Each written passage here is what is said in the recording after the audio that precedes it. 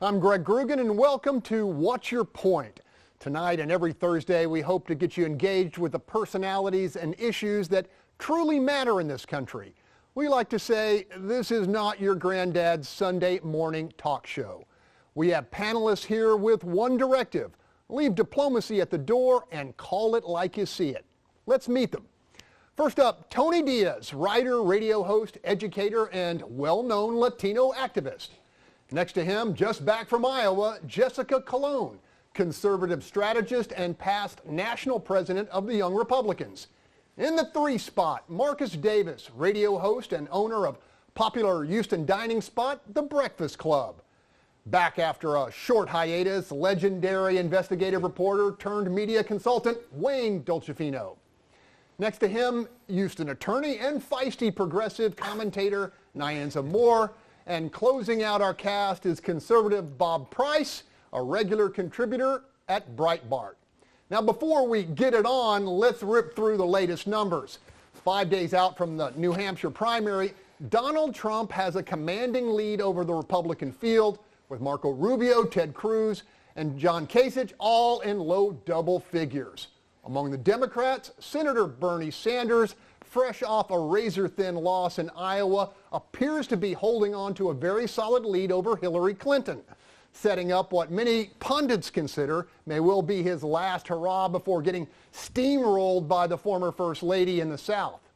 And now it's time to talk players. No bigger player this week than Texas Senator Ted Cruz, who captured the Iowa caucuses and immediately proclaimed himself the true champion of America's GOP grassroots.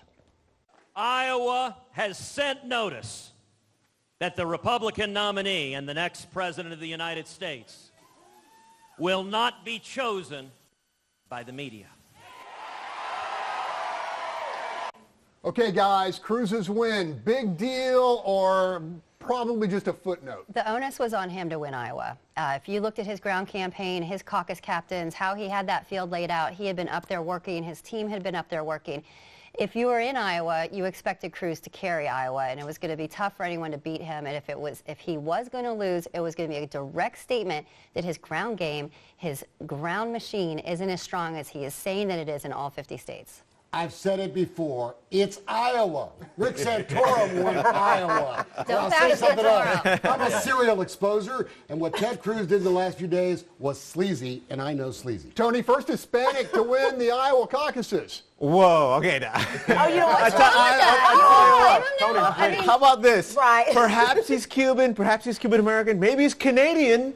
I'm not sure. That's not fair, Tony. But at the end of the day, he is not going with the agenda that's going to get Latinos to vote, but maybe a little check mark, you know, we'll see. Maybe underwater. And honestly, he should be excited, but it's bottom of the first inning, and he scored 1 run. It's Iowa. And he had dirty tricks. I don't know if it's a big deal long term. As he said, Rick Santorum won Iowa. But Let's not bash here's the Santorum. thing. It is a big deal for his campaign. More importantly, it's a big deal because he beat Trump. Remember, Trump was the guy that we're going to win so much that you're going to be sick of winning. Well, it didn't happen so much. So it's a big deal for him. I'm so glad. I don't care who won, as long as it wasn't Donald Trump. Well, let's go to Bob Price. Bob Price, Trump's invincibility took a dent this time. Your thoughts? He's definitely got a chink in the armor at this point from that. And so Cruz had a big win. Rubio did surprisingly well as moving up there quickly, too. So it's an interesting mix, but as you say, it is Iowa. So let's see what happens when regular... Yeah, I think folks are starting to get a little weary of the Trump whiny baby stuff. It's like 3rd grade. I think people are starting to figure it out. Cruz ran a great caucus state. I'm not taking anything away from his victory. He went in there. He did exactly what you're supposed to do in a caucus state. You And he identify and you turn out. And he did not cheat. I mean, He cheated. He cheated. Well, look, if you are sending, if you're going to rely on a news source to say something that CNN? happened, and then try, I didn't say the name of the news source, but Ted Cruz talking used some to not shady like them, website now. but now all of a sudden, oh, I was only reporting what they said. No, you did a little bit of dirty. I think the best thing Ted Cruz did was in his speech when he says the media isn't going to determine the president. That was the best thing about his speech. Yeah, The only thing that I'm scared of as a Democrat is that we may have created a monster with this primary, because I want to see how Trump bounces back. How does a millionaire study around he did poorly in and dump money into it to do better. Okay, let me go to another subject. Arguably a winner in Iowa, Marco Rubio, in the third place position. Will he become the so-called moderate alternative to Trump and Cruz? Well, I want to first address, I'm not sure that Marco Rubio is a moderate. He ran as a Tea Party candidate in Florida, and he had a bump on immigration, but many candidates in the field have. What Marco Rubio was able to do was show that he actually has a ground organization, that he actually has a strong campaign, and that he can go in and continue to win in conservative and states like New Hampshire. What's surreal is that your Republican caucus goers in majority voted for two Cubanos. So the majority of Republicans. The top 4 candidates were minority candidates in Iowa. That's a great story for the Republicans. What's your thoughts about Marco Rubio's chances? Will the other so-called moderates rally around him if they don't do well in New Hampshire? Well, Jeb Bush said that he's not backing down no matter what, and I don't think you're going to see anybody else cede that to him. He has got to earn that position if that's where he wants to be. But Jessica's right. He's not a quote-unquote moderate other than his getting roped into the Gang of 8 bill on immigration. He is pretty much a So would you actually rather have Trump, Cruz, or Rubio? I mean, Marco Rubio. If you had to pick today. Rubio. There you go. Look, I have some breaking news. I have some breaking news for the loons on all sides here. That most of the people who live in this country are sort of like in the middle, little right, little left. Yeah. And so at the end of the day, maybe we ought to all get a little sane and sort of pick someone who actually could unite the country. What a concept. Which the GOP has to do, and I think that's where Marco Rubio's surge comes from. They had to figure out, how do we counter Trump? How do we counter Cruz? Hey, let's go left a little bit. Bernie Sanders a little bit lost by a razor-thin margin in Iowa, but he won 80% of the youth vote. 80%. What does that say to Hillary? A win is a win is a win, whether you win by 1 point or 2. And what it says to Hillary is this: you need to reach out a little bit to the young people, a little bit more, but at the same time, those people were not alive when Hillary was doing her great work. Look, young folks know BS. And I'm going to tell you something. Bernie Sanders, whether you're left or right or in the middle, is a pretty authentic guy. You really know that he believes what he's saying. You may not like it, but you got to believe the guy actually believes what he's saying. And young people recognize that. So you asked what does it say about Hillary? It's really what does it say about Bernie? And it goes to what Wayne said. Bernie's authentic. He's getting his message out. This is the same message he's had for the last 20 years. And so it says a lot about his message getting through to young folk. As for young people, the Clintons have not been, the young people haven't been around long enough to be enamored by the Clintons. I disagree with that. Well, let me ask Jessica this. Is Bernie viable south of New Hampshire? That is the $30 million question right now, if he is viable south of New Hampshire. And Hillary Clinton thinks it's her firewall. But this is really a commentary how exhausted the voters are of the Clinton dynasty, that Bernie Sanders is doing so well. For the Democrat Party to try to control their nominees, this is what they get, a socialist. Let me go to Bob real quick. I don't buy this thing that the young people weren't around for Hillary Clinton. She was the Secretary of State under Barack Obama. She was a United States Senator before that. She's got a failed record, and these people recognize that, and they don't want anything to do with it. Unfortunately, for everyone on this stage who thinks that Bernie Sanders is somehow going to surge ahead and go over Hillary Clinton, they're wrong. They're in the North right now. Let them get to South Carolina and see what those voters have to say about Bernie Sanders. I seem to remember somebody saying that about Barack Obama a few years back. Gotta leave it there. But at the same time. Up next, a segment we're calling Bones of Contention. Issues our panelists are aching to sink their teeth into. Watch your point. We'll be right back.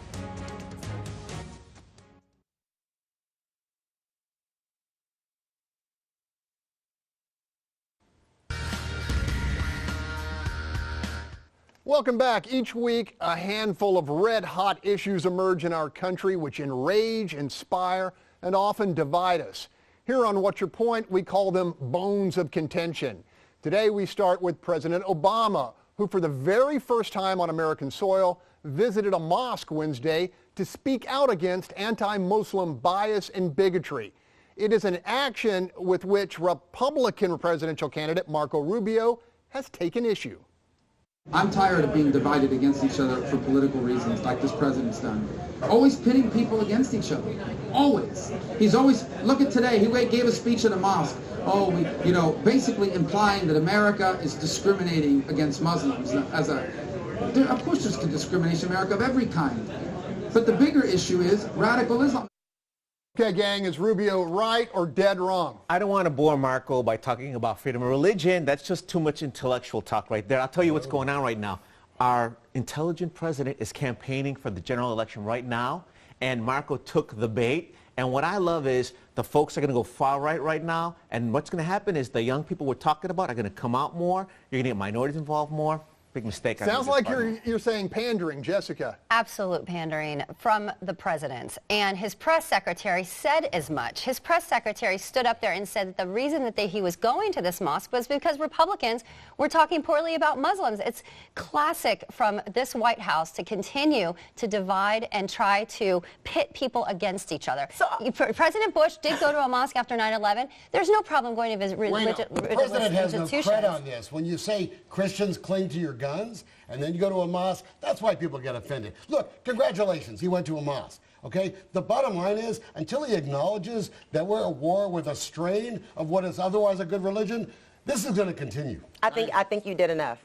So, if the president of the United States decides to go visit a mosque, a synagogue, another temple, a Baptist church, or a Methodist church, who cares? He's trying to be love to have him in a Catholic church. Be inclusive. And at the end of the day, don't you want a president that when there's a certain sect of people that are ostracized for no reason at all, you want a president to protect all people, not just those people that the Republicans want to put out there and say they are problem. Wait a second. George W. Bush went to a mosque after 9/11. Absolutely. Also, was he pandering? No. Why Okay, this what was mosque? he doing? Press secretary didn't go out there and say it was for political reasons. You know, this mosque has I'm sorry, connections that's not what he to... said. I need to roll that tape back. Come on. This mosque has connections to the Muslim Brotherhood. Why this mosque? Why not pick one where people have a moderate view, where people are speaking out against radical Islam and radical terrorism, not one that's connected through the back door? I'm sorry, Bob. I can't buy that. Go ahead. Radical? Quite honestly, it didn't matter which mosque you picked. Exactly. The GOP was not going to find it satisfactory. And the sad part about it is we're using people's lives, we're using people's religion in order to do political posturing. The president is. And these people in that mosque, last I checked, The GOP were Americans. And that's the sad part, that we're dividing this nation. Let's leave it there. Bone of contention number 2. The blame game continues in Flint, Michigan. We have congressional hearings, nothing's done. We have a major crisis there, and now we're hearing that Republicans in the Senate are blocking federal funds that could help the folks in Flint get better.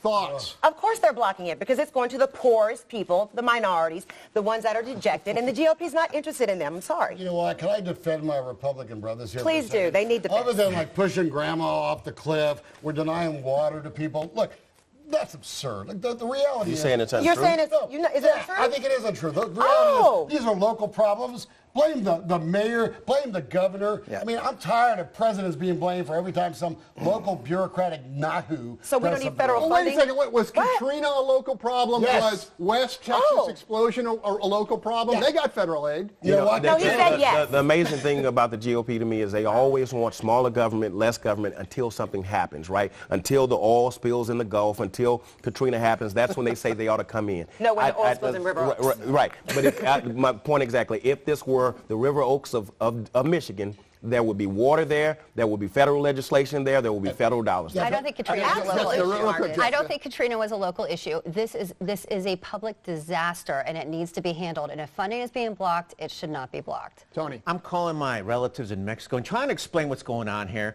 I can't define what a conservative is. I don't know what a progressive is. And now, if you come to America, you can't drink the water. Nyanza. At the end of the day, I just feel like maybe some of the GOP people should drink some of that water and see if they want to send any federal aid down there. Wait, Bob. Quickly, the problem up there is what a friend of mine, Debbie Georgiadis, called a supermassive blue hole. This is what happens when you have decades of Democrat control over a city that lets it go in the toilet. Now they're going to hang it around the neck of the locals. Are you serious? Oh, my God. Coming up, our soundbite of the week. Watch your point. We'll be right back.